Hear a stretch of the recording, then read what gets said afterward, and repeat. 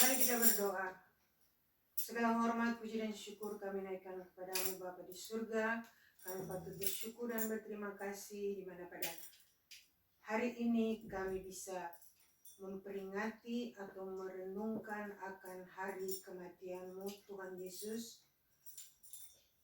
Kami akan memuji dan menyembah Engkau. Kiranya Engkau beserta dengan kami hari ini sampai selama-lamanya. Kami membuka ibadah kami di dalam nama Yesus Kristus, Tuhan dan Juru Selamat kami. Amin.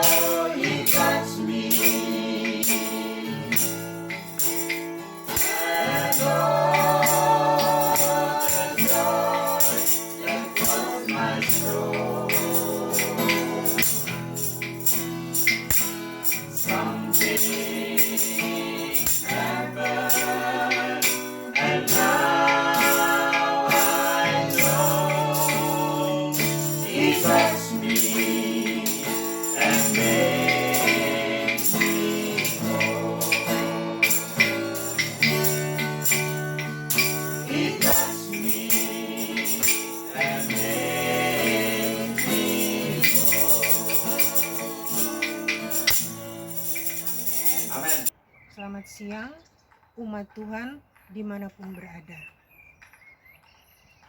Hari ini atau saat ini kita akan mendengarkan atau merenungkan hari kematian daripada Tuhan kita Yesus Kristus. Tapi sebelumnya, saudara-saudara bisa melihat bendera merah yang kami pasang di depan rumah kami melambangkan bahwa rumah kami telah diolesi oleh darah anak domba, yang berarti malaikat pembunuh akan melewati rumah kami, atau dengan kata lain, tak ada suatu kuasa apapun atau penyakit apapun yang dapat masuk di rumah kami. Kita ambil dari firman Tuhan dari Keluaran 12 ayat yang ke-22 yang mengatakan, kemudian kamu harus mengambil seikat hisop dan mencelupkannya dalam darah yang ada dalam sebuah pasu. Dan darah itu kamu harus sapukan pada ambang atas dan pada kedua tiang pintu. Seorang pun dari kamu tidak boleh keluar pintu rumahnya sampai pagi. Dan Tuhan akan menjalani Mesir untuk menulahinya. Apabila ia melihat darah pada ambang atas dan pada kedua tiang pintu itu, maka Tuhan akan melewati pintu itu dan tidak membiarkan pemusnah masuk ke dalam rumahmu untuk menulahi. Kamu harus memegang ini sebagai ketetapan sampai selama-lamanya bagimu dan bagi anak-anakmu. Amin. Selamat malam, selamat pagi, selamat siang, selamat sore. Semua umat Tuhan yang dikasihi oleh Tuhan, kami sesuai dengan saya punya kepercayaan yang saya panggil Yeshua HaMashiach, atau bagi saudara semuanya adalah Yesus Kristus. Pada hari ini, menurut kebiasaan orang Yahudi, mereka sudah menyelidiki rumahnya untuk dapat membersihkannya. Roh-roh najis atau barang-barang najis mereka akan keluarkan, akan dibakar. Dan saya tidak akan khotbah mengenai hal itu. Nanti saya akan khotbah mengenai apa artinya matzah ini yang dikatakan adalah tubuhnya Yeshua HaMashiach atau Yesus Kristus. Matzah ini adalah sebuah roti yang tak beragi. Dan ada pertanyaan di dalam kehidupan kita ini, selama merayakan Paskah, mengapa malam ini berbeda dari malam yang lain-lainnya? Pada hari ini, pertama, Paskah ini kami mengundang Anda untuk merayakan bersama kami penebusan keluarga Yahudi, kami dari perbudakan di Mesir, dan juga orang-orang Yahudi yang kami kenal memiliki coronavirus ini. Coronavirus ini yang membuat kita itu menjadi tidak bisa bersekutu kepada Tuhan dengan saudara-saudara kita yang lain-lain. Tetapi puji Tuhan, kesempatan yang baik ini kami bisa melaksanakan dengan keluarga saya sendiri dan anak-anak. Lebih dari 10.000 orang warga Israel perlu dibebaskan dari wabah coronavirus ini. Termasuk anggota keluarga Yahudi dari kementerian ini yang menangani masalah pernapasan corona. Jadi pada hari ini, ketika kita merayakan makan matzah atau matzo, roti tidak beragi, dan malam ini karena banyak orang di seluruh dunia di luar Israel merayakan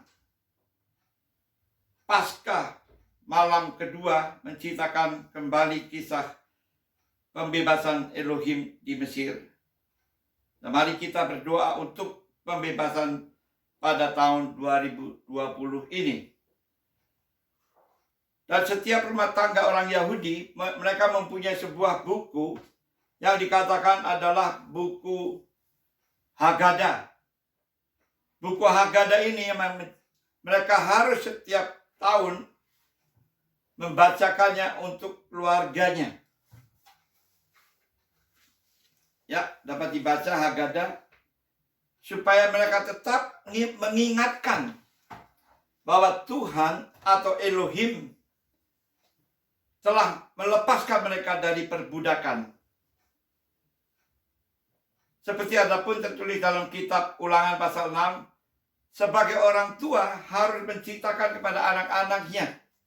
Maka itu sebagai orang-orang Yahudi mereka selalu membacakan buku Haggadah ini yang dikatakan adalah untuk memperingatkan di saat mereka 400 tahun diperbudaki oleh bangsa Mesir. Di saat itu adalah seseorang Firaun yang begitu kejam yang membuat mereka menjadi budak.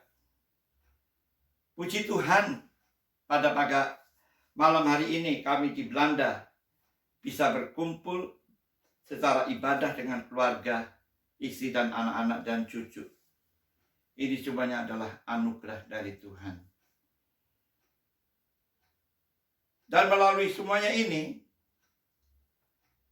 darah yang menumpahkan atau dicurahkan itu menandakan kematian dari Yesua Mesias atau Yesus Kristus, domba Paskah yang indah, darahnya ditumpahkan untuk setiap manusia yang berdosa.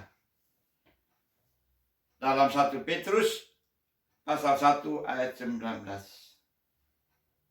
dan selanjutnya. Mari kita mendengarkan firman Tuhan. Bapak, terima kasih. Kami mau mendengarkan firman-Mu mengenai Paskah yang akan datang ini, di mana di seluruh bumi akan merayakan hari Paskah. Puji Tuhan, dalam nama Yesus. Tuhan Mesias, kami telah berdoa. Yang tadi saya katakan matzah itu adalah sebuah roti yang tak beragi. Dan mereka akan makan dan minum.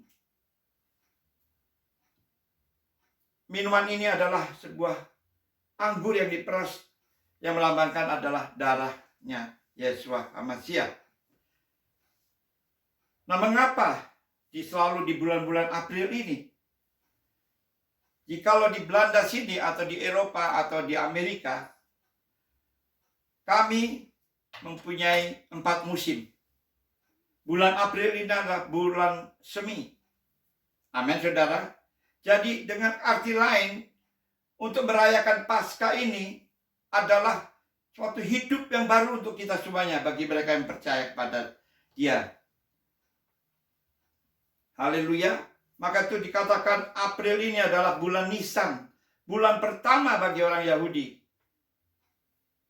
Yang dikatakan juga Paskah atau Passover. Passover ini juga dikatakan adalah roti yang tak beragi. Besok mereka juga pun merayakan orang Yahudi. Orang Yahudi merayakan Paskah itu 2 hari. Yang dikatakan besok itu adalah penyembahan buah-buah yang baru dipetik dari pohon. Itu juga pun mereka akan mempersembahkan kepada Tuhan. Dan juga dikatakan juga bulan April ini adalah bulan Iyar, yang dikatakan juga the last day of Passover. Nah, dalam kitab Mazmur pasal 14 ayat 24 berkata, dan dia, Yesua, berkata kepada mereka, inilah darahku, darah perjanjian baru yang dicurahkan bagi banyak bagi banyak orang. Dan darah pada rumah-rumah di tempat kamu berdiam di sana akan menjadi seperti tanda bagimu, maka aku akan melihat darah itu dan aku akan lewati di atas kamu, dan tulah yang membinasakan tidak ada nada padamu ketika aku mendatangkan pukulan atas tanah Mesir. Keluaran pasal 12 ayat 13. Saudara bisa membacanya. Yang tadi sudah dibacakan oleh istri saya. Terima kasih. Nah, di tahun 2020 ini kami telah dikejutkan, ditakuti dengan tulah coronavirus ini. Setiap manusia telah takut hidupnya. Justru firman Tuhan berkata, hampirilah aku. Tetapi oleh karena keadaan situasi coronavirus ini, hingga kita tidak bisa beribadah bersama-sama. Bahkan orang Yahudi mau membeli roti pun atau matzah ini, mereka takut-takut, mereka berlari-lari. Siapa lebih dulu mempunyai matzah ini. Dan bila mereka antri di tempat jualan roti, mereka sama sekali tidak mau berbicara. Karena mereka takut. Karena wabah ini membuat manusia menjadi takut. Dan akibatnya apa? Mereka tidak bisa bercakap-cakap. Justru Tuhan berkata, datanglah kepadaku, aku akan datang kepadamu. Jadi tidak seperti tahun-tahun sebelumnya, coronavirus ini membuat Paskah tahun ini agak menjadi sepi. Gereja sepi, sinagoge sepi. Di banyak negara di dunia, Anda tidak dapat meninggalkan rumah Anda kecuali berbelanja bahan makanan. Nah, pagi ini atau malam ini, sore ini, siang ini, kami pergi untuk membeli banyak matza di toko-toko. Orang-orang berbelanja dengan cepat-cepat sehingga mereka bisa meninggalkan toko segera mungkin, dan Anda hanya bisa melihat mata mereka mengintip di atas topeng wajah mereka sendiri. Mereka ketakutan. Mereka pakai masker semuanya. Ya. Tapi puji Tuhan, tidak ada yang berbicara dan tidak ada yang mengatakan selamat Paskah. Begitu penyakit coronavirus ini membuat manusia menjadi takut, tidak berani bercakap-cakap. Yang biasanya kalau orang melihat hari Paskah ini, puji Tuhan, selamat hari Paskah. Tetapi karena coronavirus ini, bila mana kita melihat satu dengan yang lain, langsung kita menjauhi. Nah, juga tidak seperti pada tahun-tahun sebelumnya ketika orang-orang Yahudi akan berkumpul di rumah dengan keluarga dan teman-teman. Mereka untuk makan bersama, untuk merayakan. Sekarang pun kita tidak bisa mengundang saudara yang lain, teman-teman lain. Gereja sama sekali ditutup. Boleh kata di lockdown. Ya. Apakah ini dari Tuhan? Tentunya Tuhan mau berbicara kepada kita semuanya melalui situasi, suasana ini. Tetapi itu bukan kerinduan dari Tuhan. Tuhan mau kita tuh berkumpul bersama-sama. Tetapi coronavirus ini, karena pemimpin negara begitu tunduk kepada coronavirus, hingga masyarakatnya juga pun harus mengikuti peraturan. Maka gereja-gereja atau sinagoge atau tempat-tempat event yang lain-lain harus sama sekali tunduk kepada perkataan-perkataan yang dari pemerintah ini. Tetapi kami tetap bersyukur dan berterima kasih kepada Tuhan, kami masih bisa beribadah dengan keluarga. Oleh karena Haggadah itu yang saya katakan tadi ini harus dibicarakan kepada seluruh orang Yahudi. Jadi buku ini saya anggap luar biasa. Saya sudah membacanya. Ya. Mereka harus menceritakan kepada anak-anaknya selalu. Nah, Haggadah ini juga artinya untuk bisa merayakan bersama-sama dengan keluarga dan teman-teman. Ya, dianggap juga sebagai pesta atau event. Paskah ini dikatakan juga, marilah kita merayakan hari Paskah ini bersama-sama dengan saudara seiman kita.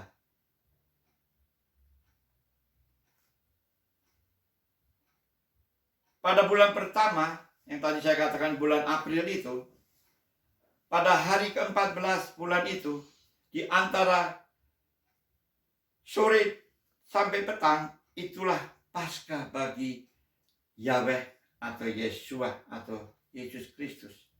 Yang ada tertulis dalam kitab Imamat pasal 23 ayat yang ke-5. Mereka berkumpul bersatu untuk memuliakan nama Tuhan. Mereka merayakan, mereka senang ada seseorang yang menebus dosa kita, yaitu Tuhan kita yang datang dari surga ke dunia yang fana ini. Tanpa dia turun ke bumi ini, kita tidak akan selamat. Maka dikatakan firman Tuhan, tidak ada satupun manusia bisa masuk di dalam kerajaan surga atau kepada Bapa tanpa melalui anaknya ini. Jadi saudara, Kita harus mempersiapkan diri. Preparing.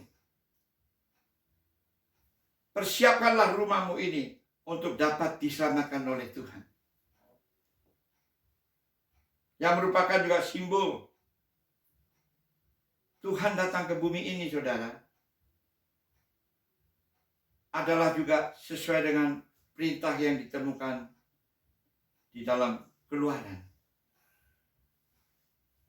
Maka itu kadangkala saya sangat merasa kasihan bagi mereka yang menolak Tuhan kita. Dia datang hanya untuk menyelamatkan, tetapi kita tolak dia. Dan kebiasaan orang Yahudi, mereka itu berdiam 7 hari lamanya supaya roti ini tak beragi. Jadi kita juga harus belajar untuk menantikan kedatangan Tuhan. Nah, jadi yang saya katakan itu semuanya barang-barang yang najis itu harus dibakar. Orang Yahudi punya kebiasaan, mereka selalu menyelidiki barang yang tidak dipakai atau menurut ketuhanan itu tidak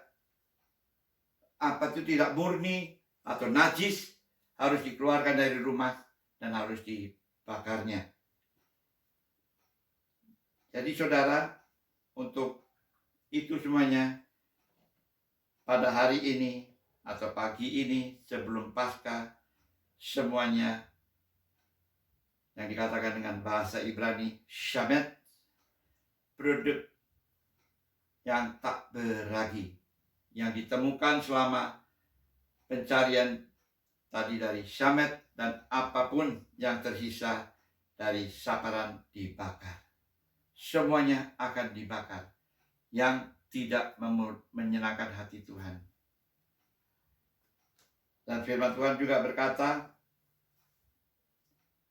Brit Sakadas atau perjanjian baru, Yeswa atau Yesus bagi saudara, dikatakan juga itu adalah suatu tempat perayaan.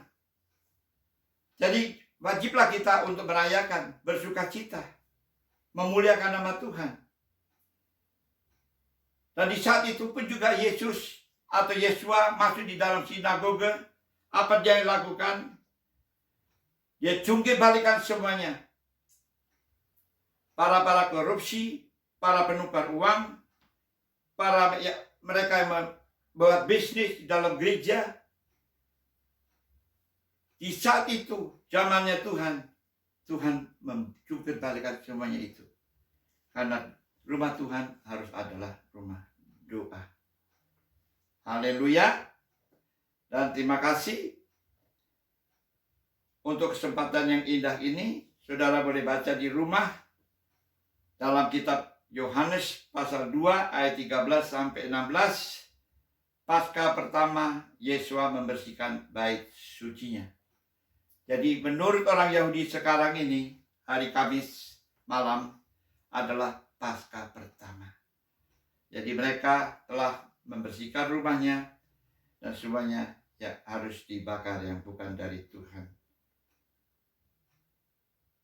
Dan pasal 22 Lukas ayat 7 sampai 13, Tuhan mengundang kita, marilah kita mempersiapkan diri untuk merayakan Paskah bersama-sama, untuk menyenangkan hati Tuhan. Memang berapa tahun yang lalu sebelum saya bertobat, saya melihat bahwa wajah Tuhan itu tidak seperti manusia lagi. Itu kalau kurang lebih di tahun 70-an saya melihat Tuhan. Wajahnya sama sekali hancur. Karena dia jatuh dengan wajahnya ke bawah. Dan bulan September tahun 2019, saya dan istri ada di Jakarta. Di saat itu saya diundang untuk khotbah di Pamulang Permai. Pagi-pagi saya berdoa, saya melihat Tuhan sudah ada di atas awan-awan. Dengan arti lain saudara, Tuhan sudah dekat mau datang. Persiapkanlah dirimu, terimalah dia. Janganlah engkau bimbang. Terimalah seperti anak kecil yang percaya apapun orang tua selalu berkata. Amin. Jangan terlalu banyak mencari-cari yang tidak-tidak. Terima saja. Karena dia mau kita tuh diselamatkan semuanya. Sekarang sampai marah. Nata datang. This is what the English word said. This is the last Passover. Kesempatan yang baik, kita akan mengambilnya. Amin. Jangan menganggap remeh. Karena nanti kita juga tidak tahu kapan kita akan meninggal dunia. Amin. Karena banyak orang-orang, saya merenungkan dengan isi saya, bagi mereka yang meninggal oleh karena keadaan coronavirus ini, tanpa menerima Tuhan, apakah mereka selamat? Nah, ini juga boleh kata yang dikatakan juga matse atau matsa atau matso. Ya. Yang melambangkan adalah tubuhnya Tuhan.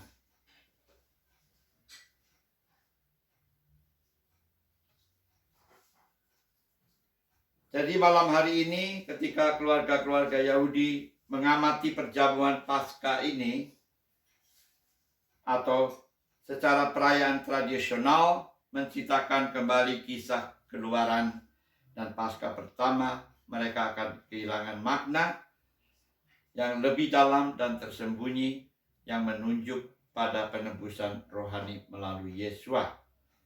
Mulai dari anak domba yang diletakkan di tiang pintu rumah orang beriman, orang Israel, diselamatkan dari 10 tulah terakhir kematian anak sulung. Saya percaya saudara, kita semuanya baginya yang percaya sungguh-sungguh mau mengikuti segala firman Tuhan, pasti kita tidak akan menghadapi penyakit ini. Tetapi Tuhan juga mempunyai tujuan untuk kita semuanya. Ya, ini adalah sebagai lambang tubuhnya Tuhan yang dikatakan roti yang tak beragi. Firman Tuhan berkata dia memecahkannya. Haleluya. Dipecahkan dua kiri dan kanan untuk semuanya orang. Haleluya. Yang dilambangkan adalah tubuhnya Yesua atau Yesus Kristus bagi saudara. Dan cawan atau gelas yang berisi anggur ini yang melambangkan darahnya Tuhan, anak domba Yahweh. Marilah terima dia, janganlah menolak bahwa ini adalah suatu pemberian dari Bapa untuk penebusan dosa kita. Karena firman Tuhan berkata, Tuhan tidak pernah merasa senang jika saudara tidak menerima dia. Justru dia lebih bergembira lagi jika kita menerima dia, karena dia adalah Bapa kita. Justru ada pun tertulis dalam kitab Yeremia, dia akan menangis di ujung tempat. Mengapa? Bagi mereka yang tidak mau menerima dia. Nanti karena ada penghakiman yang kita tidak bisa kembali lagi. Saya anjurkan sekali lagi saudara, terimalah dia secepatnya. Janganlah menolaknya. Bahwa dia kesempatan yang baik untuk bagi saudara semuanya dan kita yang ada. Dalam nama Yesus Masiah kami berdoa. Haleluya. Amin.